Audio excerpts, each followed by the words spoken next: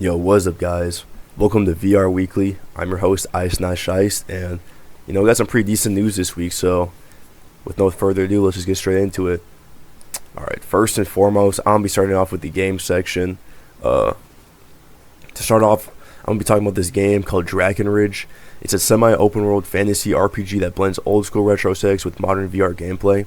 You play as a novice mage tasked with policing the misuse of magic in a vibrant medieval world. Expect spellcasting, combat, puzzles, and exploration. It's positioning itself as a Skyrim-like for quest players who want something immersive but not overwhelming. Yeah, bro, I think this game looks really cool. To me, this reminds me of that Compound game that came out, but instead of it being like a shooter roguelike, it's more of like an open world adventure type game. And like I said it's a Skyrim-like, but really this more so reminds me of Daggerfall. I think that might be the direct inspiration for this game. I'm not sure, but that's the vibes I'm getting. But I don't know. I'm definitely picking this up, man. It looks dope. I really like that kind of like 3D retro style graphics. I think it works really well in VR. And yeah, I'm definitely going to be keeping my eye on this one. Next up here, we got Neolithic Dawn. Originally released on Quest, this prehistoric survival adventure now comes to PCVR with enhanced graphics, sharper textures, and more dynamic weather, and expanded draw distances. It's a survival sim with crafting, exploration, and hunting, but in that rarely touched Stone Age setting.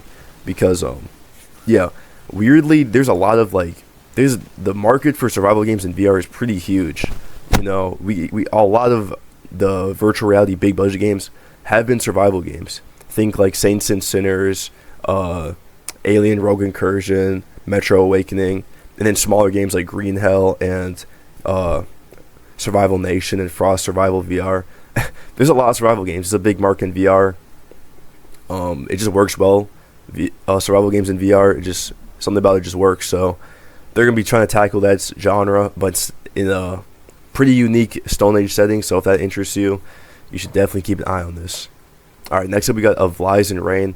This is a sci-fi narrative shooter where players switch between the real world and a digital realm. The story explores themes of trust, betrayal, and reality distortion. Early impressions say the realm shifting mechanics feel fresh in VR, kind of like playing The Matrix. And yeah, I think this looks dope. The demo's out right now, so if you're interested, you guys can play this immediately. Alright, next up we got some Dungeons of Eternity news. Dungeons of Eternity is a co-op fantasy RPG with procedurally generated dungeons for up to 4 players. On Quest, it built a reputation as one of the best pick-and-play RPGs and just games in general on the Quest. And the PCVR release comes with upgraded visuals and smoother physics. So if you've been waiting for a more graphically polished dungeon crawler, this is definitely the game for you. Dungeons of Eternity, this game's praises have been sung for a while now. Really great game. Finally out on PCVR, and it's doing better. It's looking better than ever. It's playing better than ever, and highly recommend it if you're a PCVR, and even if you're a Quest user, man. This is a good game. Highly recommend it. And some other just like general mentions we got Monkey Tower. This is a VR tower climber with chaotic multiplayer energy. Sushi Ben. This is a narrative game about saving a sushi shop through quirky mini games. Star Wars Beyond Victory. I'm gonna make it my own separate video about this, but this is a mixed reality Quest 3 exclusive where you blend real world physics into the Star Wars realm. Looks pretty interesting.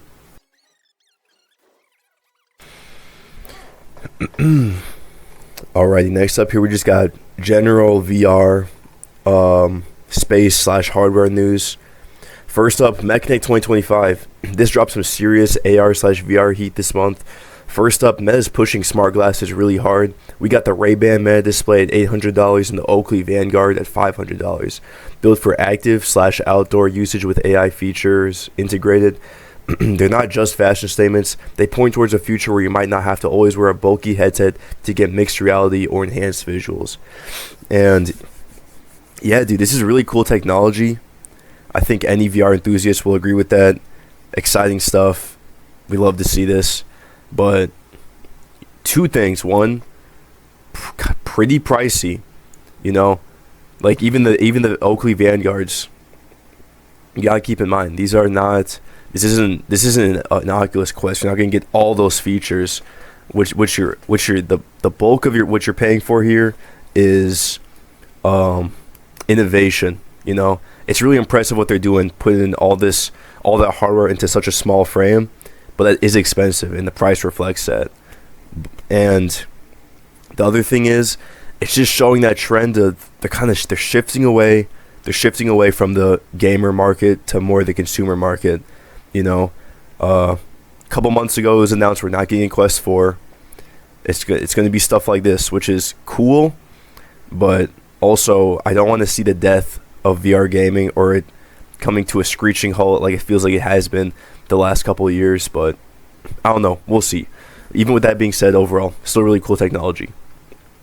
The next thing here, this is kind of interesting. I'm going to make a separate video on this, but the Virtual Boy. Yes, the 90s red and black 3D console. It's coming back.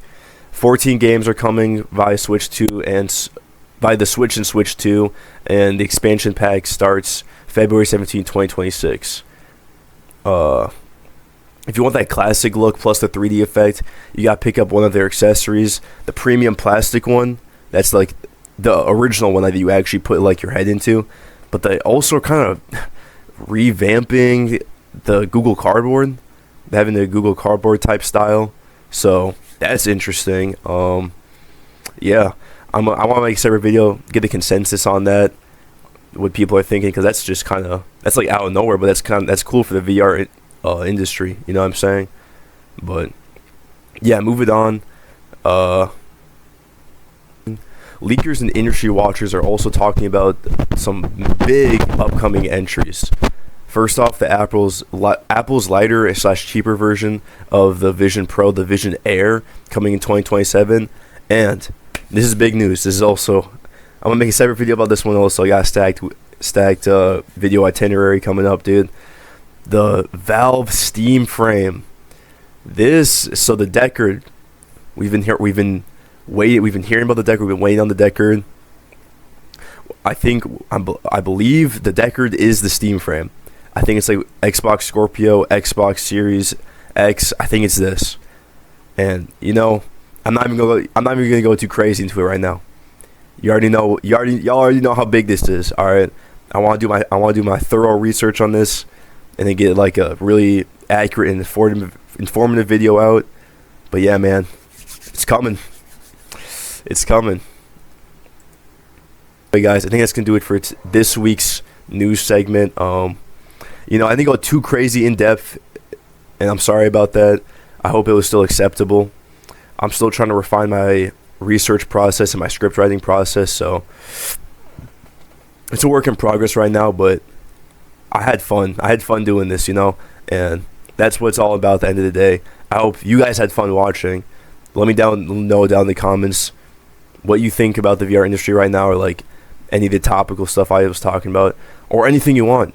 Talk about literally anything you want down there. I'm not your dad. I can't control you. But yeah, that's gonna do it for today's video. I'll see you on the next one, and peace.